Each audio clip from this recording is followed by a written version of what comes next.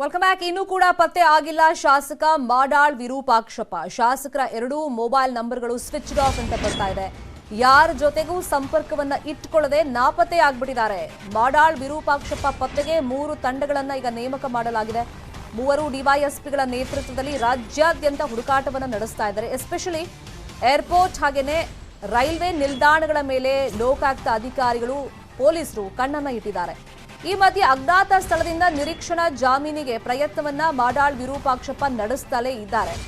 ನಾಳೆ ವಕೀಲರ ಮೂಲಕ ಕೋರ್ಟ್ಗೆ ಅರ್ಜಿ ಹಾಕುವಂತ ಸಾಧ್ಯತೆಗಳಿದೆ ಅನ್ನೋ ಇನ್ಫಾರ್ಮೇಶನ್. ಮಾಧ್ಯಮ ವರದಿ ಲೋಕ ತನಿಖೆಗೆ ತಡೆ ನೀಡುವಂತೆ ಅರ್ಜಿಯನ್ನ ಹಾಕುವಂತ ಸಾಧ್ಯತೆಗಳಿದೆ. ಸದ್ಯಕ್ಕೀಗ 3 ತಂಡಗಳನ್ನ ರಚನೆ ಮಾಡಿಕೊಂಡು ಹುಡುಕಾಟವನ್ನ ನಡೆಸ್ತಾ ಇದ್ದಾರೆ. ಕಾರಣ ಈಗ ಪ್ರಕರಣದಲ್ಲಿ A1 ಆಗಿದ್ದಾರೆ. ಅಕ್ಯೂಸ್ಡ್ ನಂಬರ್ 1 ಮಾಡಾಳ್ ವಿರೂಪಾಕ್ಷಪ್ಪ ಅವರಿಗೂ ಈಗ ನೋಟಿಸ್ ಎಲ್ಲ ಕೊಟ್ಟು ವಿಚಾರಣೆಗೆ ಹಾಜರಾಗುವಂತೆ ತಿಳಿಸಲಾಗಿದೆ. ಆದರೆ ಈವರೆಗೂ ಕೂಡ ಅವರು ಎಲ್ಲಿದ್ದಾರೆ ಅಂತ ಗೊತ್ತಿಲ್ಲ. ಅಜ್ಞಾತ ಸ್ಥಳದಲ್ಲಿ ಕುತ್ಕೊಂಡು ತನಗೆ ಆರೋಗ್ಯ ಸಮಸ್ಯೆ ಇರೋದ್ರಿಂದ, ಅನಾರೋಗ್ಯ ಇರೋದ್ರಿಂದ ನಿರೀಕ್ಷಣಾ ಜಾಮೀನು ಬೇಕು ಅಂತ ಹೇಳಿ ಅರ್ಜಿ ಹಾಕಿ ಪ್ರಯತ್ನಗಳನ್ನು ಪಡ್ತಲೇ ಇದ್ದಾರೆ.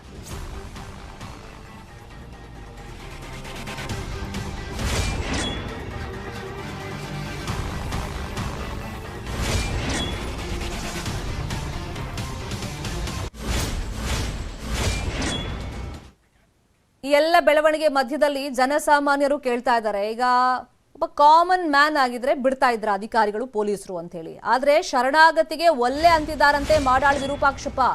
ನೇರವಾಗಿ ಕೋರ್ಟ್ಗೆ ಶರಣಾಗೋದಕ್ಕೂ ಕೂಡ ನಿರಾಕರಿಸ್ತಾ ಇದ್ದಾರಂತೆ. ನಿರೀಕ್ಷಣಾ ಜಾಮೀನಿಗೆ ಅರ್ಜಿ ಹಾಕಿ ಅಂತ ಹೇಳಿ ವಕೀಲರಿಗೆ ಅಜ್ಞಾತ ಸ್ಥಳದಲ್ಲಿ ಕೂತ್ಕೊಂಡು ಸೂಚನೆಯನ್ನ ಕೊಡ್ತಾ ಇದ್ದಾರಂತೆ.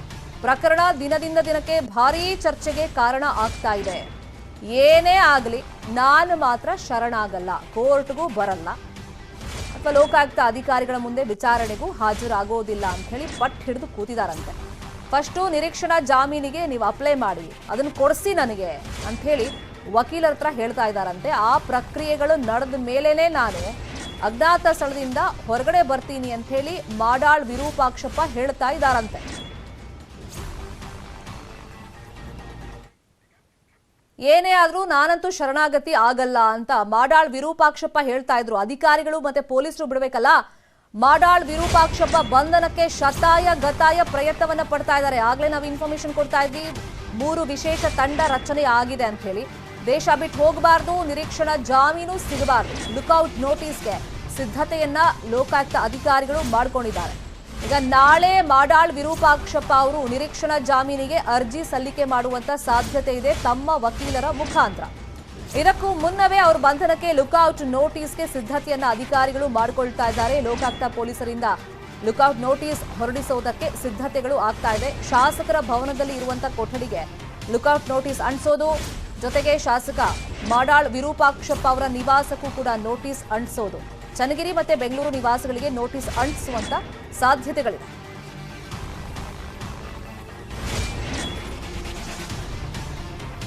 ಇದೇ ವಿಚಾರವಾಗಿ ಇನ್ ಡೀಟೇಲ್ ಆಗಿ ಮತ್ತಷ್ಟು ಇನ್ಫಾರ್ಮೇಶನ್ ಅನ್ನು ಕೊಡೋದಕ್ಕೆ ನೇರ ಸಂಪರ್ಕದಲ್ಲಿ ಜಾಯಿನ್ ಆಗಿದ್ರು ನಮ್ಮ ರಿಪೋರ್ಟರ್ ಸುನಿಲ್.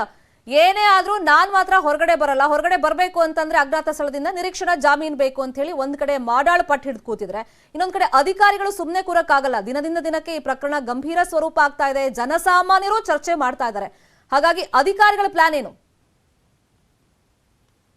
ಶರ್ಮಿತಾ, ಈ ಒಂದು ಪ್ರಕರಣ ನಡೆದು ಇವತ್ತಿಗೆ 4ನೇ ದಿನ. ಆರಂಭದ ದಿನದಿಂದಲೂ ಕೂಡ ಇವರ ವಿರುದ್ಧ ಆರೋಪ ಕೇಳಿ ಬಂದಿತ್ತು. FIR ನಲ್ಲೂ ಕೂಡ ಇವರ ಹೆಸರು ಉಲ್ಲೇಖ ಆಗಿತ್ತು. ಆದ್ರೆ ಸ್ಟಾರ್ಟಿಂಗ್ ಅಧಿಕಾರಿಗಳಿಗೆ ಇದ್ದಂತಹ ಪ್ಲಾನ್ ಏನು ಅಂತ ಹೇಳಿದ್ರೆ, ಅವರಿಗೆ ನೋಟಿಸ್ ಕೊಟ್ಟು ವಿಚಾರಣೆ ಕರೆದುಕೊಂಡು ಅದಾದ ನಂತರ ಅರೆಸ್ಟ್ ಮಾಡುವಂತದ್ದು ಅನ್ನುವಂಥದ್ದು ಒಂದು ಪ್ಲಾನ್ ಆಗಿತ್ತು. ಆದ್ರೆ ಈ ಘಟನೆಯ ಬೆನ್ನಲ್ಲೇ ಮಾಡಾಳ್ ವಿರೂಪಾಕ್ಷಪ್ಪ ಅವರು ಈಗ ಅಬ್ಸ್ಕಾಂಡಿಂಗ್ ಇದ್ದಾರೆ. ಎಲ್ಲೂ ಕೂಡ ಯಾರ ಸಂಪರ್ಕ ಕೂಡ ಸಿಗ್ತಾ ಇಲ್ಲ. ಪೊಲೀಸರು ಈಗಾಗಲೇ ಸಾಕಷ್ಟು ಕಡೆಗಳಲ್ಲಿ ಹುಡುಕಾಟವನ್ನ ನಡೆಸಿದ್ದಾರೆ. ಅವರಿಗೆ ಸಂಬಂಧಪಟ್ಟಂತಹ ಮನೆಗಳಿರ್ಬೋದು ಅಥವಾ ಅವರ ಆಪ್ತರ ಮನೆಗಳಿರ್ಬೋದು ಅಥವಾ ಅವರು ಎಲ್ಲಿ ಹೋಗಿರುವಂತಹ ಚಾನ್ಸಸ್ ಇದೆಯೋ ಅದೆಲ್ಲದರ ಬಗ್ಗೆ ಮಾಹಿತಿ ತರಿಸಿಕೊಂಡು ಹುಡುಕಾಟವನ್ನು ನಡೆಸಿದ್ದಾರೆ. ಆದ್ರೆ ಎಲ್ಲೂ ಕೂಡ ಅವರು ಪತ್ತೆ ಆಗಿಲ್ಲ. ಒಂದು ಕಡೆಯಲ್ಲಿ ಅವ್ರ ಜೊತೆಗೆ ಅವರ ಸಂಬಂಧಿಕರು ಮತ್ತು ಒಂದಷ್ಟು ಜನ ಒಂದು ಮಾತುಕತೆಯನ್ನು ಕೂಡ ನಡೆಸಿದ್ದಾರೆ. ನೀವು ಈ ಕೇಸ್ ನಲ್ಲಿ ಅಬ್ಸ್ಕಾಂಡಿಂಗ್ ಆಗುವಂತ ಸರಿಯಲ್ಲ, ನೀವು ಸರೆಂಡರ್ ಆಗುವುದು ಒಳ್ಳೇದು ಅನ್ನುವಂತ ಒಂದು ಮನವಿಯನ್ನು ಕೂಡ ಮಾಡಿದ್ರು. ಆದ್ರೆ ಮಾಡಾಳ್ ವಿರೂಪಾಕ್ಷಪ್ಪ ಅವರು ಮಾತ್ರ ಯಾವುದೇ ಕಾರಣಕ್ಕೂ ಕೂಡ ತಾನು ಸರೆಂಡರ್ ಆಗಲ್ಲ, ವಕೀಲರಿಗೆ ನೀವು ಟೆನಿ ಕಾಸ್ಟ್ ಹೇಗಾದ್ರೂ ಮಾಡಿ ನನಗೆ ಬೇಲ್ ಕೊಡಿಸಿ ಅನ್ನುವಂಥ ಒಂದು ಸೂಚನೆಯನ್ನ ನೀಡಿದ್ರು. ಅದೇ ವಕೀಲರು ನಾಳೆ ಬೆಳಿಗ್ಗೆ ಕೋರ್ಟ್ಗೆ ಅರ್ಜಿಯನ್ನು ಸಲ್ಲಿಸುವಂತ ಒಂದು ಚಾನ್ಸಸ್ ಇದೆ.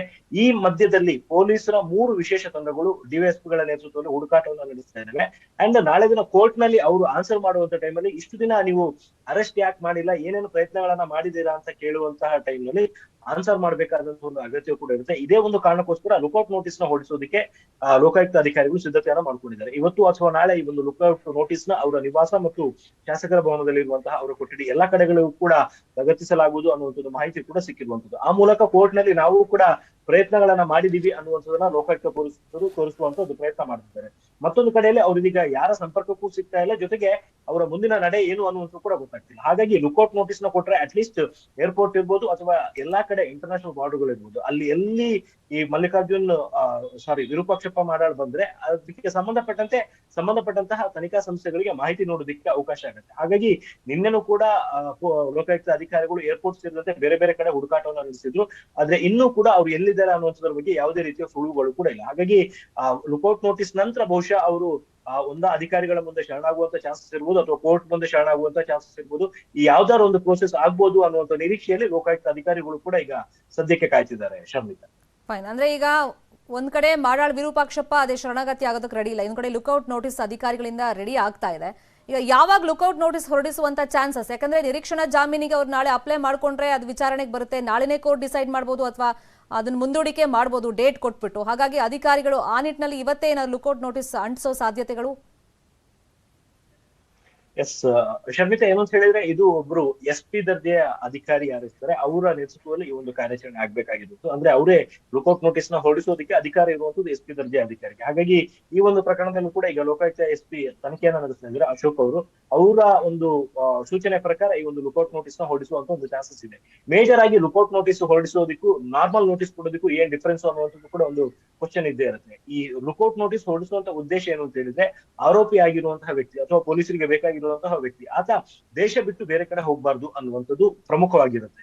ಅಲ್ಲಿ ಅಂದ್ರೆ ಈಗ ಏರ್ಪೋರ್ಟ್ ಗಳಲ್ಲಿ ಸಾಮಾನ್ಯವಾಗಿ ಇಮಿಗ್ರೇಷನ್ ಡಿಪಾರ್ಟ್ಮೆಂಟ್ ಹತ್ರ ಹೋಗ್ಲೇಬೇಕಾಗುತ್ತೆ, ಎಲ್ಲಿಗೆ ಹೋಗ್ಬೇಕಂದ್ರೂ ಕೂಡ. ಆ ಟೈಮಲ್ಲಿ ಇವ್ರ ಬಗ್ಗೆ ಸಂಪೂರ್ಣವಾದ ಒಂದು ಮಾಹಿತಿ ಈಗ ಇಮಿಗ್ರೇಷನ್ ಅಧಿಕಾರಿಗಳಿಗೂ ಕೂಡ ಇರುತ್ತೆ. ಹಾಗಾಗಿ ಒಂದು ವೇಳೆ ಈ ವಿರೂಪಾಕ್ಷಪ್ಪ ಏನಾದ್ರು ಏರ್ಪೋರ್ಟ್ ಗೆ ಬಂದಂತ ಸಂದರ್ಭದಲ್ಲಿ ತಕ್ಷಣವೇ ಅವರು ಲೋಕಾಯುಕ್ತ ಪೊಲೀಸರಿಗೆ ಮಾಹಿತಿ ನೀಡಬೇಕು ಅನ್ನುವಂಥದ್ದು ಈ ಲುಕೌಟ್ ನೋಟಿಸ್ ಪ್ರಕಾರ ಇರುವಂತ ಒಂದು ಸೂಚನೆ. ಹಾಗಾಗಿ ಇದನ್ನ ಈಗ ಸದ್ಯಕ್ಕೆ ಜಾರಿಗೊಳಿಸುವ ನಿಟ್ಟಿನಲ್ಲಿ ಲೋಕಾಯುಕ್ತ ಅಧಿಕಾರಿಗಳು ಪ್ರಯತ್ನಗಳನ್ನ ನಡೆಸ್ತಾ ಇದ್ದಾರೆ. ಫೈನ್, ಥ್ಯಾಂಕ್ ಯು ಸುನಿಲ್ ತಮ್ಮೆಲ್ಲ ಇನ್ಫಾರ್ಮೇಶನ್ಗೆ. ಶಾಸಕ ಮಾಡಾಳ್ ವಿರೂಪಾಕ್ಷಪ್ಪ ಅಮಾನತಿಗೆ ಸೂಚನೆಯನ್ನ ಪಕ್ಷದ ಕಡೆಯಿಂದ ನೀಡಲಾಗಿದೆ ಅನ್ನೋ ಮಾಹಿತಿ ಲಭ್ಯವಾಗ್ತಾ ಇದೆ. ಬಿಜೆಪಿಯಿಂದ ತಕ್ಷಣ ಅಮಾನತು ಮಾಡೋದಕ್ಕೆ ಸೂಚನೆಯನ್ನ ನೀಡಲಾಗಿದೆಯಂತೆ. ನ್ಯೂಸ್ 18ಗೆ ಈ ಬಗ್ಗೆ ಉನ್ನತ ಮೂಲಗಳಿಂದ ಪಕ್ಕಾ ಮಾಹಿತಿ ಲಭ್ಯವಾಗಿದೆ. ಇಲ್ಲಿ ಸೂಚನೆಯನ್ನ ಕೊಟ್ಟಿರೋದು ಬಿಜೆಪಿಯ ಹೈಕಮಾಂಡ್. ರಾಜ್ಯಾಧ್ಯಕ್ಷ ನಳಿನ್ ಕುಮಾರ್ ಕಟೀಲ್ ಅವರಿಗೆ ಈ ಸೂಚನೆಯನ್ನ ಕೊಟ್ಟಿದೆಯಂತೆ. ತಲೆಮರೆಸಿಕೊಂಡಿದ್ದಾರೆ, ಸ್ಪಷ್ಟತೆ ಗೊತ್ತಾಗ್ತಾ ಇಲ್ಲ, ಸ್ಪಷ್ಟನೆನೂ ಅವ್ರು ಕೊಟ್ಟಿಲ್ಲ. ಇನ್ಫ್ಯಾಕ್ಟ್ ಜೊತೆಗೆ ಶರಣಾಗತಿನೂ ಇಲ್ಲ, ಪಕ್ಷದ ನಾಯಕರ ಜೊತೆಗೂ ಕೂಡ ಸಂಪರ್ಕದಲ್ಲಿ ಇಲ್ವಂತೆ. ಮಾಡಾಳ್ ಪ್ರಕರಣದ ಕುರಿತಂತೆ ಪ್ರತಿದಿನ ಚರ್ಚೆ ಆಗ್ತಾ ಇದೆ. ವಿಪಕ್ಷಗಳಿಗೆ ಇದು ಅಸ್ತ್ರ ಆಗಿದೆ, ಆಹಾರ ಆಗಿದೆ.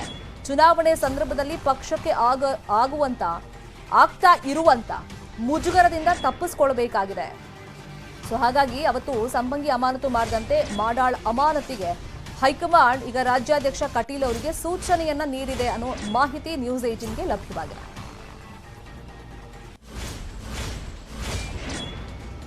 ಈಗ KSDL ಚೇರ್ಮನ್ ಸ್ಥಾನಕ್ಕೆ ರಾಜೀನಾಮೆಯನ್ನ ಕೊಟ್ಟಿದ್ದಾಗಿದೆ ಮಾಡಾಳ್ ವಿರೂಪಾಕ್ಷಪ್ಪ ಅವರು. ಬಟ್ ವೆಬ್ಸೈಟ್ ಅಲ್ಲಿ ಹಾಗೆ ಇದೆ, ನಾವು ಆಗಲೇ ನಿಮಗೆ ವಿತ್ ಪ್ರೂಫ್ ತೋರಿಸಿದ್ವಿ. ಇನ್ನೊಂದು ಕಡೆ ಈಗ ಹೈಕಮಾಂಡ್ ನಾಯಕರು ಸೂಚನೆಯನ್ನ ಕೊಟ್ಟಿರೋದು ಮಾಡಾಳ್ ಹಗರಣದ ಕುರಿತಂತೆ ಪ್ರತಿದಿನ ಚರ್ಚೆ ಆಗ್ತಾ ಇದೆ. ತಲೆಮರೆಸಿಕೊಂಡಿದ್ದಾರೆ, ಮೀಡಿಯಾ ಮುಂದೆ ಬಂದು ಯಾವುದೇ ಸ್ಪಷ್ಟನೆಯನ್ನ ಕೊಟ್ಟಿಲ್ಲ. ಈ ತರ ದಾಳಿ ಆದಂತ ಸಂದರ್ಭದಲ್ಲಿ ಶರಣಾಗತಿ ಇಲ್ಲ, ಹಾಗಾಗಿ ಅವರನ್ನ ಅಮಾನತು ಮಾಡಿ ಅಂತ ಹೇಳಿ ಸೂಚನೆಯನ್ನ ಕೊಟ್ಟಿದ್ದಾರೆ.